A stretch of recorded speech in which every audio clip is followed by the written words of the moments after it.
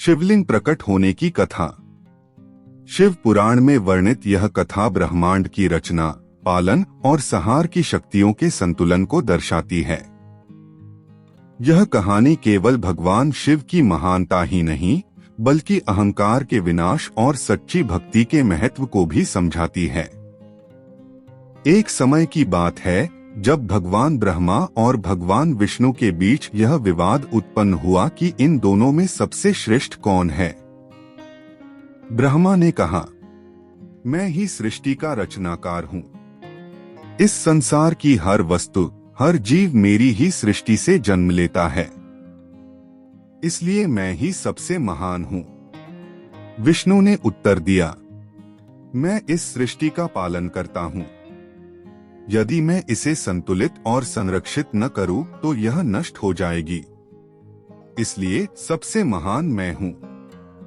दोनों का यह विवाद गहराता गया और वे किसी निष्कर्ष पर नहीं पहुंच सके। तभी एक दिव्य प्रकाश पिंड ज्योतिर्लिंग प्रकट हुआ, जिसकी ऊंचाई और गहराई का कोई अंत नहीं था।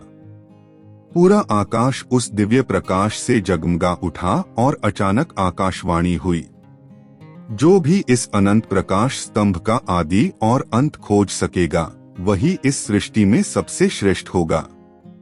आकाशवाणी सुनकर ब्रह्मा ने हंस का रूप धारण किया और इस प्रकाश के ऊपरी छोर की खोज में आकाश में उड़ चले। उधर भगवान विष्णु ने वाराह सुअर का रूप लिया और धरती के गहरे तल में इस ज्योतिर्लिंग का आधार खोजने चले। ब्रह्मा अनंत आकाश में उड़ते रहे, परंतु वे इस दिव्य प्रकाश के अंत तक नहीं पहुंच सके। उन्हें आकाश में एक केतकी का फूल मिला, जिसने कहा कि वह हजारों वर्षों से इस ज्योतिर्लिंग के शिखर से गिर रहा है, लेकिन इसका अंत अब तक नहीं आया। उधर भगवान विष्णु धरती के गहन तल तक उतरते गए, परंतु वे भी इस प्रकाश के आधार तक नहीं पहुंच सके। अंततः थककर उन्होंने स्वीकार किया, यह शक्ति अनंत है, हम इसकी सीमा नहीं जान सकते। यह न तो मेरा आदि है, न ही ब्रह्मा का, यह तो स्वयं भगवान शिव का स्वरूप है। भगवान विष्णु ने हार मानकर शिव के समक्ष समर्पण कर लिया, लेकिन ब्रह्मा ने झूठ का सहारा लिया।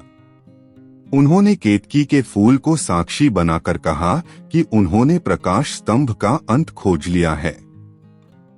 भगवान शिव ने यह सुनकर क्रोधित होकर कहा, ब्रह्मा, तुमने झूठ कहा है, इसलिए आज के बाद तुम्हारी पूजा इस संसार में नहीं होगी।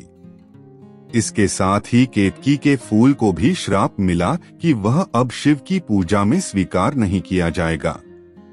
भगवान विष्णु की सच्ची भक्ति और समर्पण से प्रसन्न होकर भगवान शिव ने उन्हें आशीर्वाद दिया। शिवलिंग का महत्व। यह दिव्य प्रकाश स्तंभ शिवलिंग का ही मूल स्वरूप है। यह दर्शाता है कि भगवान शिव अनादि और अनंत हैं, उनकी कोई सीमा नहीं है। शिवलिंग हमें यह सीख देता है कि अहंकार विनाश की ओर ले जाता है, जबकि सच्चा ज्ञान और समर्पण मोक्ष का द्वार खोलता है।